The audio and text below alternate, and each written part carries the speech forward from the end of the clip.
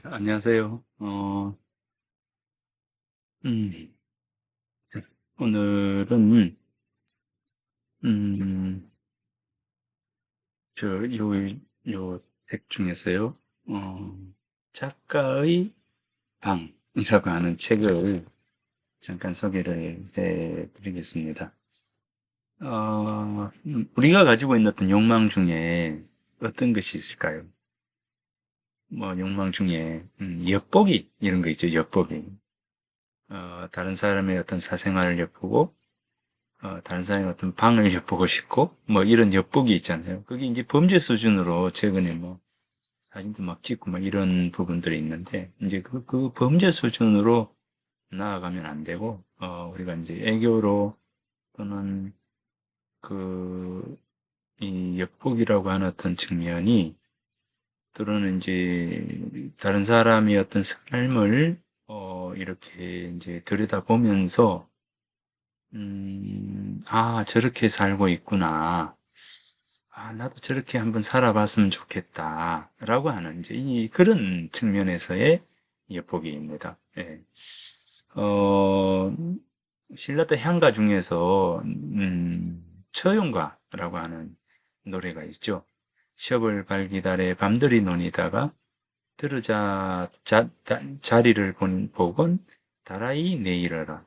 둘은 내인데 둘은 니에온고 본디 내 것이 아니었마는 아사간들 어떠리라고 하는 이 향가인데, 서랍을 밝은 달빛 아래에 밤새도록 놀다가 들어와서 내 방에 이제 이부자리를 보니까 다리가 넷이더라.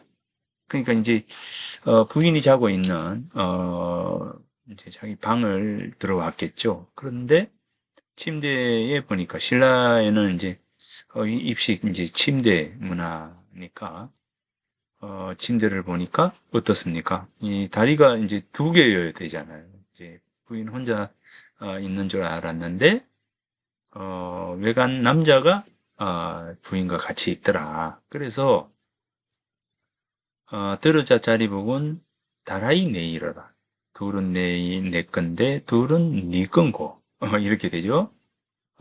본디 내 것이 아니었거든 아사간들 어떠리라고 하는 이제 그러한 향가인데, 원래 내 게 아니었으니까 뭐 다른 사람과 같이 있는 걸 뭐 어떻겠는가, 뭐 이렇게 해서 아주 음, 그 처용의 그 대범함, 그리고 뭐 아무튼 이제 그런 어떤 부분들을 우리가 엿볼 수가 있는데, 이런 뭐 이게 이제 어찌 보면 뭐 엿보기가 아니죠. 아닌데 이제 엿보기라고 하는 측면에서 우리가 뭐 제가 예를 한번 그냥 들어봤는데, 어찌되었건 간에 이제 이 다른 사람의 어떤 삶을 우리가 이렇게 들여다보고 싶은 그런 어떤 욕망이라고 하는 부분들이 있잖아요. 이제 그래서 이 작가의 방이라고 하는 이 책은 우리들이 지니고 있는, 저런 사람들은 어떤 삶을 살까? 저 사람들은 어떤 생각을 하고 있을까? 하면서 살까? 저 사람들의 어떤 뭡니까? 취미랄까? 그런 부분은 무엇일까? 어떨까? 이제 이런 어떤 부분에 대한 호기심에 대한 부분들을 이 책은 이제 적고 있어요. 이제 그래서 이 책의 맨 처음에 서론 부분, 서문에도 이렇게 보면, 특히 타인의 방을 엿보는 것이 마음 편한 일은 아니다. 뭐, 여기, 1년 동안 시인 소설가 6명의 서재를 찾아갔다. 예전 시나 소설이 쓰인 현장을 찾아 문학 기행을 한 적이 있으나 작가의 집필실과 소장 도서를 내시경 촬영하듯이 관찰하고 장서가 글쓰기에 끼친 영향을 들어본 것은 처음이다. 이렇게 해서 작가의 방, 곧 작가들이 살고 있는 그 삶에 대한 부분들을 이렇게 다가갔어요. 네, 그래서 작가들은 어떤 생각을 하고 하루 종일 어떤 일들을 하면서 살고 있을까라고 하는 이제 이런 부분들이죠. 사실 이제 저도 지금 이제 이 강의를 지금 녹화하고 있는 이 연구실의 경우에는 제 나름의 어떤 이 연구실의 배치, 그죠? 제가 좋아하는 방향으로서의 어떤 배치, 뭐 이런 어떤 부분들을 가지고 있어요. 사실은. 이제 그래서, 이 배치랄까부터 시작해서, 하나, 이 모든 책장이랄까, 책이랄까, 책이 꽂히는 위치부터 시작해서, 뭐 작은 소품들까지, 여기 보면, 여기 보면, 어, 이제, 요런 돌 있죠? 이건 이제 내가 태산에 갔을 때, 그죠? 이제 곡부에 가서, 태산에 갔을 때, 이 주워 내가, 공자가 이제 태산에 올라서 비로소 세계가 작다는 것을 느꼈다라고 하는 거죠. 이 태산이 올라서 세계가 작구나라고 하는 것을 느꼈답니다. 그래서 이게 이제 중국 태산에 있는 이 돌인데 이 돌을 이제 기념으로 이제 하나 가지고 왔습니다. 아마도 이 공자의 어떤 그 생각들이 있는 곳이 뭐 공자가 살았던 곳, 공자가 거닐었던 곳, 이런 부분들이죠. 네, 그래서 이제 또 하나 이제 가지고 있는 게 이 주령구, 신라의 이제 주령구인데, 요거는 제가 항상 이 손으로 이렇게 만지고 늘 이제 평소에 이렇게 하고 있습니다. 이제 그래서 요 이제 손때가 뭐다 반들반들 한데요. 항상 요 이제 들고 있으면 이게 들고 있으면 이상하게 마음이 편해요. 그래서 요거는 이제 바로 손에 닿을 만한 이 위치에 이렇게 있죠. 이제 그래서 여기 뭐 이렇게 주변에 저기 이렇게 배치를 해 놓은 모든 것들 그리고 이제 여기 있는 이제 이 돌요. 자, 이 돌. 근데 편편하죠. 예, 요 책을 읽다가 어, 책을 이렇게 문진이죠. 책을 이렇게 넣는 책을 이렇게 여기입니다. 문진. 이게 돌이 희한하게 잡기가 좋고 편편해요. 그래서 책 읽다가 이 책갈피 노릇하고 책 읽다가 이렇게 비어 있는 곳을 이렇게 뭐 하시기도 하고 책을 이렇게 그죠? 이렇게 넣기도 하고 그래서 이제 제가 이게 20년 됐어요. 제 손에 온 지가 20년 됐는데 이 돌도 이제 늘 이렇게 자꾸 만지니까 새까맣게 이렇게 기름기가 반들반들하죠. 예, 그래서 이것도 제 손에 들어온 지 요 돌이 20년 됐습니다. 20년 되어서 이 돌을 참 좋아합니다. 저는 이 돌을 이렇게 해서 그죠? 이제 아주 괜찮아요. 예뻐요. 예, 그래서 요거는 그 어느 것보다 제가 바꾸지 않습니다. 이렇게 책을 딱 이렇게 얹어놓은 책갈피도 되고 문진 책을 이렇게 바람에 날리지 마라고 이렇게 받치는 그런 것도 되기도 하고. 자, 아무튼 전체적으로 제가 이제 있는 곳에 공간은 제 나름대로 어떤 생각 속에서 하나하나 다 배치가 되는 것이죠. 자, 그것처럼 이 시인의 방은 어떤 모습을 가지고 있을까?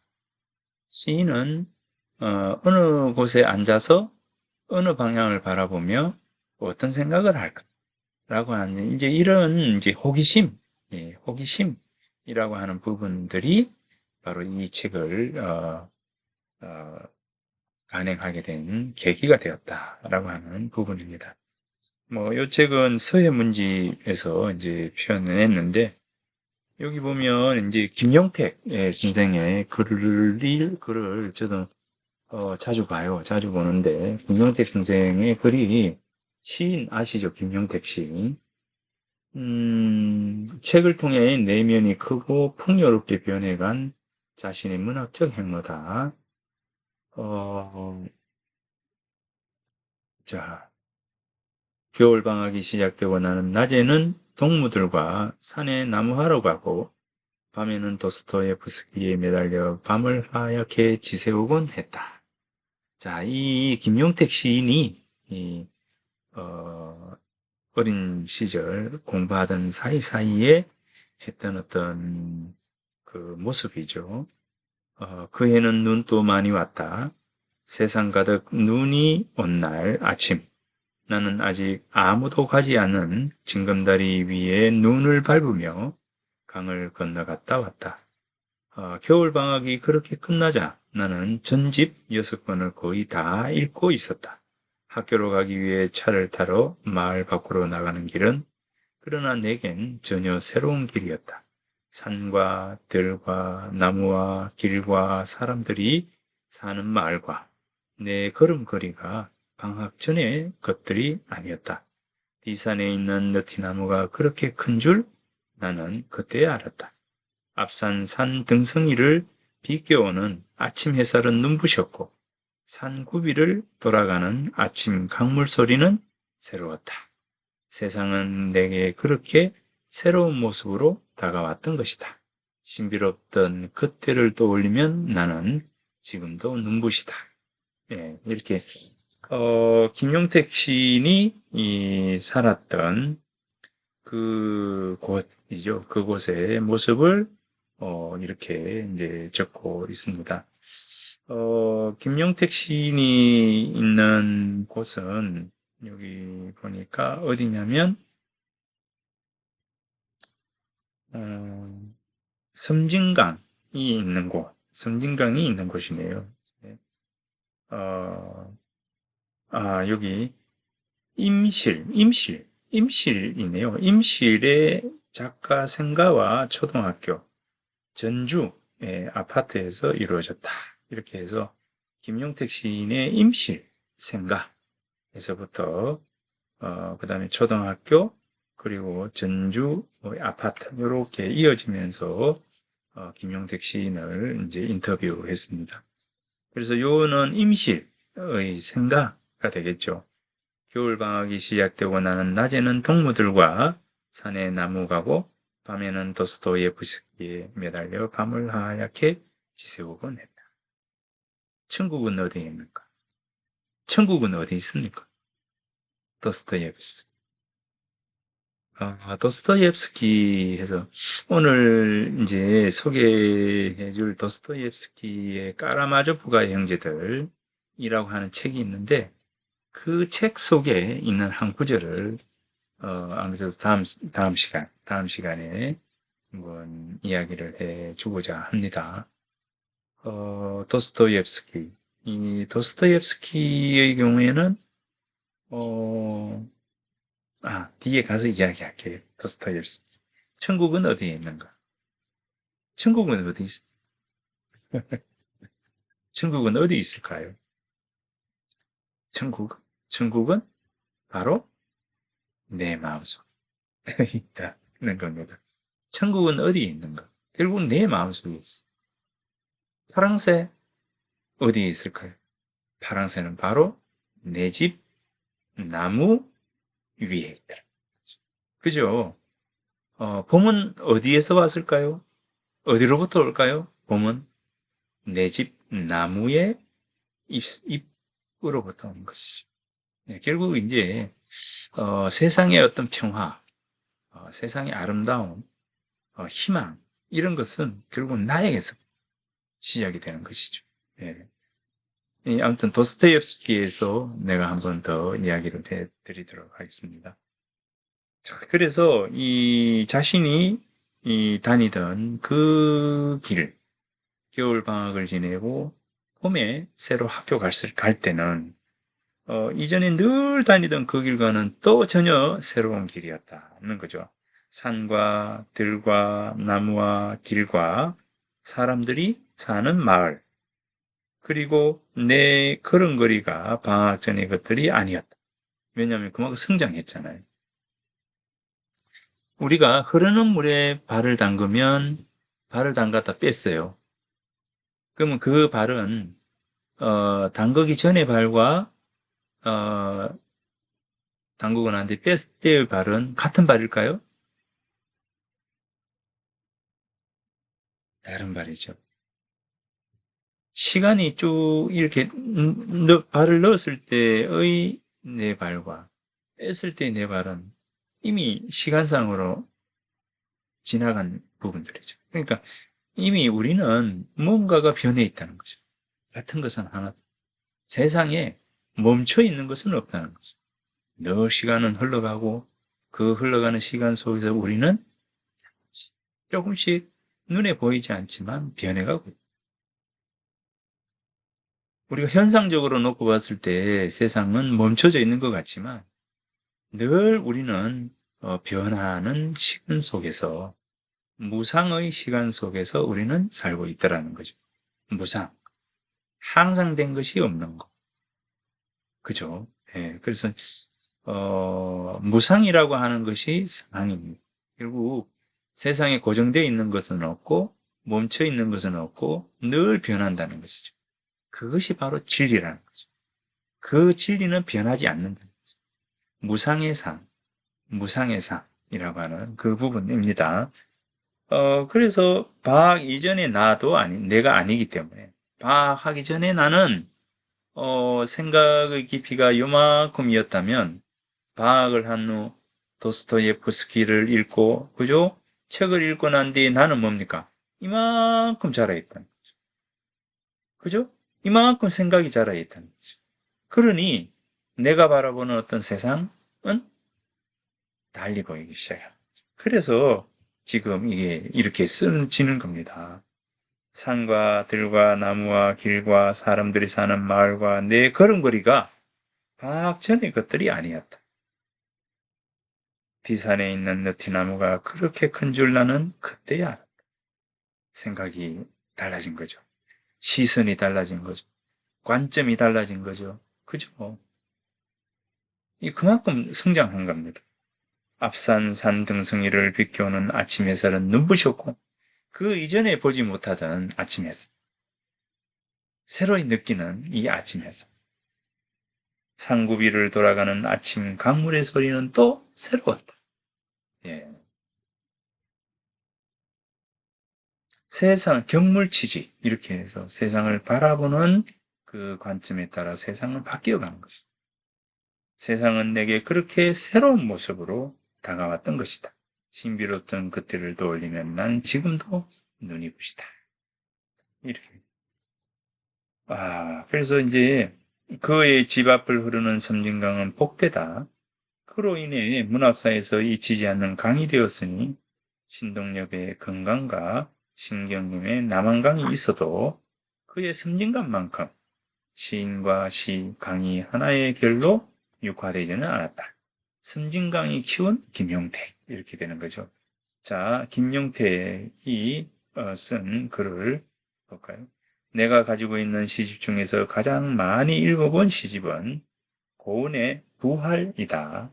이 시집은 어찌나 내가 들고 다니며 읽었던지 너덜너덜 거덜이 났다. 손때가 새까맣게 묻고 책장이 떨어져 나가 몇 번 풀로 붙이고 그래도 떨어져서 양말 상표를 떼어 붙이기도 했다. 누렇게 색이 바랜 오래된 시집, 그 시집을 펼치면 갈피마다 내 젊은 날이 걸어나온다. 마른 잎새 뜬 강을 거스르며 나는 얼마나 외로워했던가. 얼마나 눈물이 났던가. 이렇게 고은 시집을 읽으면서 부활이라고 하는 고은의 시집을, 고은 선생의 시집을 읽으면서, 읽었던 그 김용택 시인의 모습. 책장이 너덜너덜 떨어질 만큼 고은혜 씨를 좋아했던 김용택. 그죠? 어, 김춘수 선생의 서풍부에 대한 부분도 있다. 문학을 한답시고 식은방을 떨며 까불 때에 나는 이 시인의 모든 시와 삶을 다 읽었다. 김춘수 시인이죠. 그냥 아무렇지도 않게 눈에 보이는 사물들의 모양을 그려놓은 같은 이 시인의 시들은 그러나 내게 설명할 수 없는 매력으로 다가왔다. 무의미함 속에 숨은 그의 시적 의미는 시를 공부하는 나를 사로잡았다. 그죠? 김춘수의 꽃, 그죠? 내가 너의 이름을 불러주기 전에 너는 한갓 몸짓에 지나지 않았다. 내가 너의 이름을 불러줬을 때 너는 나에게로 꽃이 되어. 그죠? 그래서 무의미에서 의미로 이 몸짓과 꽃이라고 하는 아주 간결한 어떤 부분들을 가지고 김춘수는 무의미에서 의미로 우리 어떤 생각이 바뀌어 나가는 어떤 부분들을 이야기를 하고 있는 것이죠. 그러니까 이제 이전에 김용택이 겨울 방학을 지내기 전에 그가 살던 산하와 겨울 방학을 지낸 뒤에 바라봤던 산하는 다르죠. 왜? 그전에는 몸짓이었다면 이번에는 뭡니까? 꽃으로 다가와요. 그렇습니다. 그죠? 그래서 그만큼 이 시인의 시선, 우리들의 어떤 생각, 관점, 뭐 이런 어떤 부분들이 바뀌기 시작하면 세상은 다른 관점으로 다가오는 것이죠. 그러니까 세상이 바뀌는 것이 아니라 내가 바뀌는, 내가. 그 이야기를 지금 하는 겁니다. 누가 나의 이름을 불러다오. 그죠? 누가 나에게 걸맞는 이름을 불러다오. 그러면 뭡니까? 나는 그에게로 가서 그의 꽃이 되겠다. 이렇게, 네, 정말, 시인의 이 그 모습은, 음, 대단한 어떤 그 부분들입니다. 그래서 버릴 책들이 그렇게 많아? 그러나 여기 있는 책들은 한 권도 안 버리지. 왜냐하면 여기 있는 책들은 내가 돈을 들여 다 샀으니까. 거의 다 읽은 책이고 그때는 나에게 오는 책이 없었지. 80년대에는 책 읽는 게 말도 못했지. 참 꿀 같았지. 그런데 책이 많이 오면서부터 책도 별로 안 읽지. 이랬어. 그러니까 내가 돈을 주고 산 책은 읽어요. 그런데 보내준 책은 손이 많이 가지 않습니다. 왜냐하면 내가 돈을 주고 산 책은 내가 읽어보기 위해서 내가 마음을 기울여서 샀는 거거든요. 근데 누군가가 준 책은 잘 손에 잡히지가 않아요. 그런데 저 같은 경우에도 이제 책이 많이 와요. 예, 책이 많이 오는 편인데 책이 많이 오면 이제 또 많이 읽겠죠. 물론 이제 그 책 중에서 글을 쓰다가 틈틈이 보기도 하고 그렇습니다. 그랬는데 어, 실제 돈을 주고 산 책보다는 정이 덜 가죠. 예, 아무튼 그래서 이제 이 책은요 내가 샀어요. 아, 어머니는 시골이 편하셔. 마음대로 밥 먹고 싶으면 밥 먹고 또 동네에 돈도 많겠다. 뭐 요즘은 정부에서 마을로 노인 자금이 나와서 뭐 이렇게 음, 임실군을 떠날 생각을 해본 적이 있나요? 없죠. 내가 살기 편하니까. 자연 환경이 좋아서 자연의 변화하는 모습도 보고 시골 아이들하고 하루하루 생활하는 것도 좋고 농사 짓는 사람들이 옆에 있으니까 그 모습이 아름답지 않아요? 애들에게 글 쓰는 것, 그림 그리는 것 가르치면 안 된다. 잘 보는 법을 가르치는 거예요. 잘 보는 법을 가르치는 거예요. 뭐요? 애들에게 뭘 가르치느냐 이렇게 했을 때 잘 보는 법을 가르치는 거. 산, 나무, 농사, 일하는 거, 꽃이 피고 비가 오고 눈이 오는 걸 자세히 보게 하는 거예요. 그래야 그림을 그리고 글을 쓰지. 아이들에게 그림 그리는 방법을 가르쳐 주는 게 아니라 뭡니까? 잘 보는 법을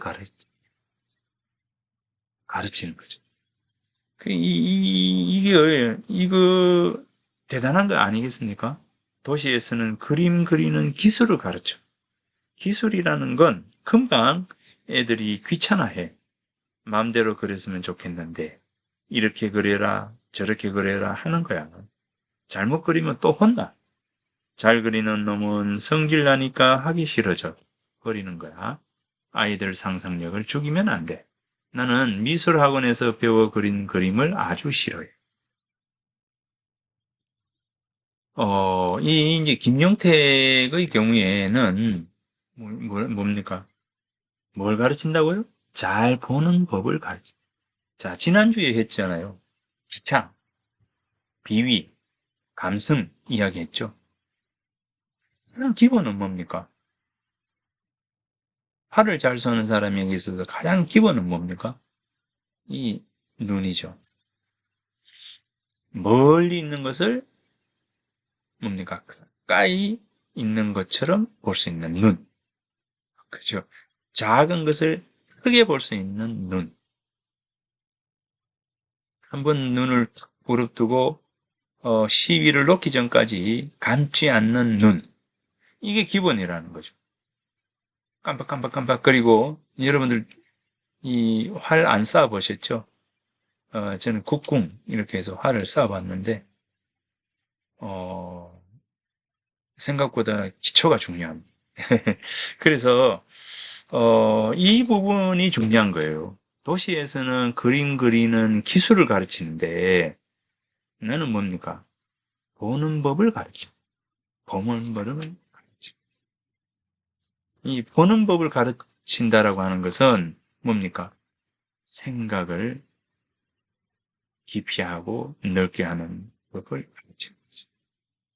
그러면 이제 아이가 어, 그림 그릴 것이 많아지죠. 예, 보는 법을. 자, 이런 이야기들이 이렇게 이제 김용태 시인의 시에는 그림 부분에서는 이런 이야기들이 이제 많습니다. 그래서 이제 여기 보면 시인과 문학을 하는 사람들, 문학하는 사람들의 어, 이제 그 부분적인 내면을 이렇게 볼 수 있도록 해놨습니다. 이 작가 이방이라고 하는 이 책에는 이문열 선생, 그죠? 이문열 선생과 김영하, 소설가인 김영하 소설가, 이 강은교, 네, 시인 강은교, 그 다음에 공지영, 김용택, 신경숙, 그죠? 신경숙, 소설가 신경숙에 대한, 여기 이제 공지영의 이제 글 중에서 나는 글을 배운 적이 없다. 아무리 생각해도 나는 어느 순간 그냥 읽고 있었다. 나는 글을 배운 적이 없다. 아무리 생각해도 나는 어느 순간 그냥 읽고 있었다. 3살 무렵 초등학교 1학년이던 오빠의 책가방을 몰래 뒤져 연필을 쥐고 쉬워 보이는 글씨, 그러니까 이라든가 가라든가 는 같은 글씨를 쓰며 놀았다는 것만이 기억의 전부다. 나는 만화를 읽었고 무슨 뜻인지도 모르면서 언니의 중학교 국어 교과서를 읽어냈다.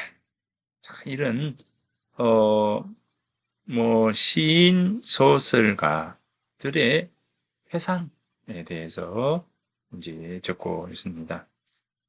자, 이제 이런 어떤 요 책이 있습니다. 그래서 이 책은 뭐 여러분들이 살 필요는 없습니다. 살 필요는 없는데 다만 이런 게 있다라고 하는 것을 이야기를 이제 소개를 합니다. 이런 책이 있다는 걸. 자, 여기 이제 강은교 이 시인의 작가의 방을 우리가 한번 엿보겠습니다. 강은교 시인 부산인데, 예, 부산인데, 자, 이 강은교 시인의 집이 이렇게 됩니다. 어, 자, 이 영상을 보시는 분들 중에서, 학교에 한번 오실 일이 있으면, 제 연구실에도 한번 오십시오. 네, 한번 오셔서, 음, 차도 한 잔 하시고, 예, 구경 삼아 한번 오십시오. 안 그래도 이제 뭐 이렇게 영상으로만 사실은 이 몇몇 분들은 제가 이제 알고 있는데 이 나머지 분들은 잘 몰라요. 잘 모르는데 학교에 혹시 오실 일이 있으면 예, 오셔서 어, 연구실을 한번 방문을 해서 차도 한 잔 마시고 그렇게 하셨으면 좋겠습니다. 우리가 이제 학문이라고 하는 어떤 부분에서 놓고 본다면, 뭐, 학문이라 할 그 아니라, 우리가 대학이라고 하는 공간 속에서, 이렇게 인연을 맺었지 않습니까? 맺었는데, 멀리 있든 가까이 있든, 어, 어떤 상황이든, 이렇게 이제 인연을 맺었기 때문에, 그 맺은 인연 함께 예, 같이 어, 좋은 어떤 부분이지 않습니까? 그래서 언제든지 학교에 한번 오십시오. 오셔서 같이 예, 이야기도 좀 하면서 어, 차도 한 잔 마시고 이제 그렇게 하십시다. 저도 이제 뭐 58, 나이가 이제 그렇게 되었으니까 비슷한 분들도 계실 거고 저보다 연세가 많은 분도 계실 거고 그죠? 자, 이 강은교 시인, 어, 강은교 시인의 혼자 있으면서 이 북도 두드리고 징도 치고 이렇게 산답니다. 자, 요 글 중에서 음,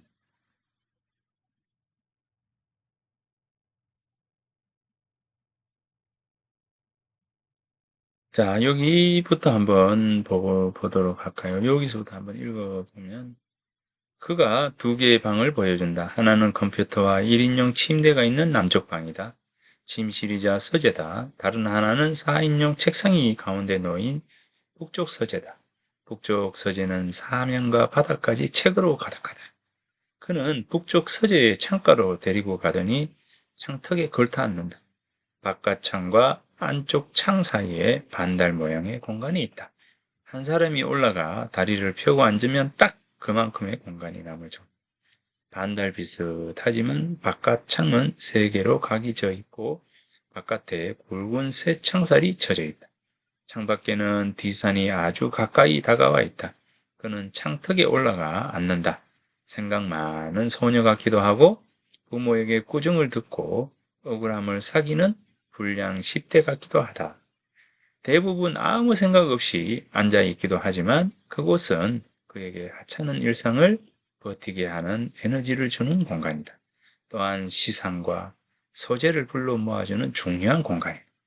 누구에게나 이제 이 자기가 좋아하는 공간이 있어요. 이제 공간이 있는데, 저도 사실 연구실, 어, 오타쿠라고 할 수 있나요? 이게 20년, 지금 18년 되는데, 한 20년 가까이 제 연구실에 머물고 있는데, 거의 일 제가 여기 있어도, 어, 외롭지가 않아요. 연구실에 있으면. 정말 외롭지가 않습니다. 그 어디에 그 어디 행복한 곳이라도 사실은 그만큼 오래 있을 수 있을까요? 불편하고, 빨리, 어디로 가고 싶고 이런데, 이 연구실에 앉아 있으면 참 365일 있어도 365일 외롭지 않는 그런 시간들로 이 공간이 저도 참 좋습니다. 이 연구실이 너무 좋아요. 그래서 제가 이제 지금 노래 소리가 들리나요? 제가 늘 라디오를 틀어놓거든요. 이 말이 많은 라디오 말고요. 이제 클래식 음악만 나오는 그죠? 예. 저는 사람의 말소리를 그렇게 좋아하지 않아서 뭐 이제 라디오에서 서로 뭐 젊은 사람들끼리 나와가 대화하고 뭐 웃고 히덕거리고 막 TV에서도 뭐 연예인들 뭐 여러 사람 와가지고 나와가지고 히덕거리는 그런 프로는 전혀 저는 보지를 않습니다. 그냥 음악 연주라든가 음악을 듣는 거뭐 이런 게 그리고 어찌 보면 이제 이 공간, 이 연구실 공간이 제 삶에 있어서 가장 행복한 공간이기도 합니다. 그래서 누구나 다가 이제 그런 공간, 자기 혼자만이 있어도 행복할 수 있는 공간, 그 공간을 가지고 있는 사람은 그 어느 누구보다 행복하겠죠. 이 작가들이, 작가들의 삶 속에서, 어찌 보면 이런 어떤 공간, 뭐 사소한 공간이지만 이런 공간들이 있다는 거죠. 그래서 대부분 아무 생각 없이 앉아있기도 하지만 그곳은 그에게 하찮은 일상을 버티게 하는 에너지를 주는 공간, 또한 시상과 소재를 불러 모아주는 중요한 공간이다. 그 집에서 가장 기억에 남는 기억이조차 한 공간이다. 삶의 쓸쓸함을 이해하는 사람이라면 금방 이해할 수 있는 삶의 모퉁이인 것이다. 이곳은 내가 매일 앉는 곳이에요. 새벽에도 앉고 학교에서 돌아와서도 이곳에 이렇게 올라앉아 학교에서 있었던 일을 반성하기도 해요. 이곳에는 많은 소리가 들리죠. 매미 소리와 새 소리가 대단해요. 새벽 4시만 되면 새 소리가 들려. 그렇구나. 하지요. 낮에는 시원하기도 하고 가을이면 송수가 터진 것처럼 벌레 소리가 들려요. 또 비 올 때는 이 창문에 이슬이 맺혀요. 자, 어떤 곳인가요? 바로 요 공간. 요 창이 있고 여기 1인용 침대가 있고, 자, 요렇게 책상이 있는 작가의 이제 집필실이 있는 거죠. 여기에다가 요래 보면, 요 공간. 요 공간을 이야기하는 거. 자, 요 공간, 작은, 요렇게 이제 반달 모양의 작은 요 공간. 여기에 이제 걸터 앉아서 공지영은 생각하고, 사색하고, 비를 맞고, 바람을 느끼고, 햇살을, 쬐고, 그죠? 새소리에 귀를 기울이고, 예, 이제 내리는 빗소리에, 어, 자, 이 공간이라는 거. 요렇게 걸터 앉아서 요 반달 모양의 요 공간이 바로 작가에게는 책을 읽기도 하고요. 자, 여기 이제 의자에 이렇게 해서 책을 읽기도 하고, 이 공간이라는 겁니다. 이 공간. 이 공간이 공지영에게서는 가장 행복한 공간이다. 자, 이 공간을 제가 보고 싶었어요. 이거 보여드리고 싶었습니다. 이 공간을 보여드리고 싶었습니다. 이 공간의 이름은 뭐냐면 은포. 그 집에서 가장 기억에 남는 기억기조차 한 공간이다. 삶의 쓸쓸함을 이해하는 사람이라면 금방 이해할 수 있는 삶의 모퉁이인 것이다.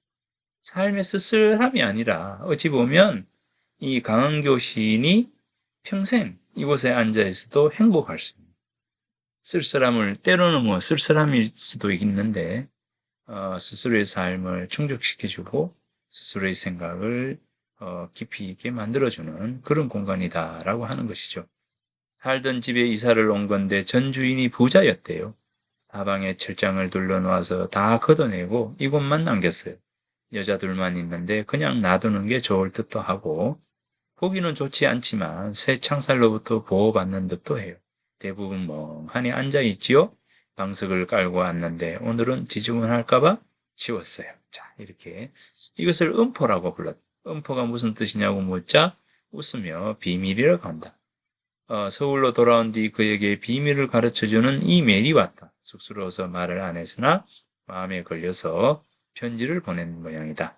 은포가 무엇이냐고, 무슨 뜻이냐고 묻던 일이 생각났습니다. 순간 저는 무엇이라고 대답할지 몰라 막상 말하려고 보니 좀 우습기도 했고, 그래서 비밀이라고 말하고 말았습니다.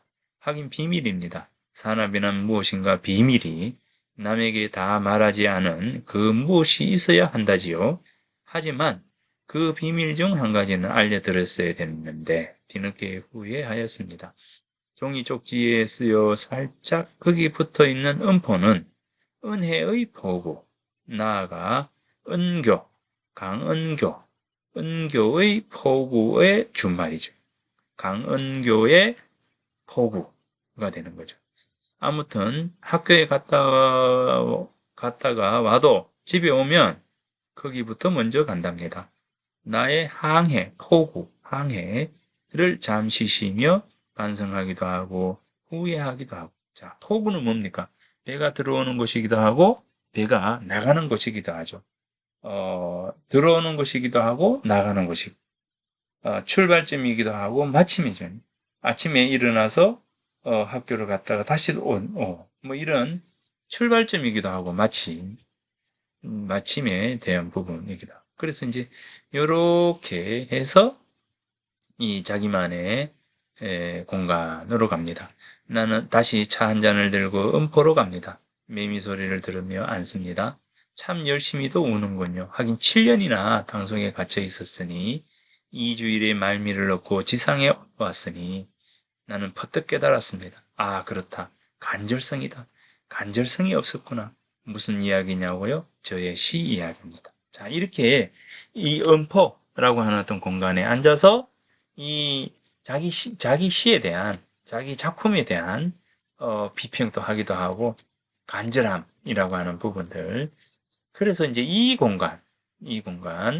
자, 오늘 제가 이 강은교 시인 또는 이제 작가의 방이라고 하는 이 책을 하나를 두고 지금 요 이야기를 잠깐 했습니다.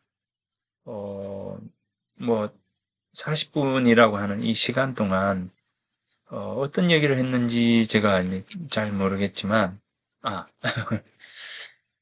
그렇죠. 도시 아이들은 그림 그리는 기술을 가르치지만 나는 뭡니까? 보는 법을 가르치겠다라고 하는 그 부분들이죠. 그리고 또 하나, 이 강은교의 이 이야기를 통해서 또 그렇고, 제가 있는 이 연구실을 잠깐 이야기하면서 삶을 살면서 자기만의 공간이라고 하는 부분이 얼마나 소중한 것인가라고 하는 부분들을 이야기를 하고 싶습니다. 여기 보면 이제 이 오예 긴잡으로라고 하는 이제 책이 있습니다.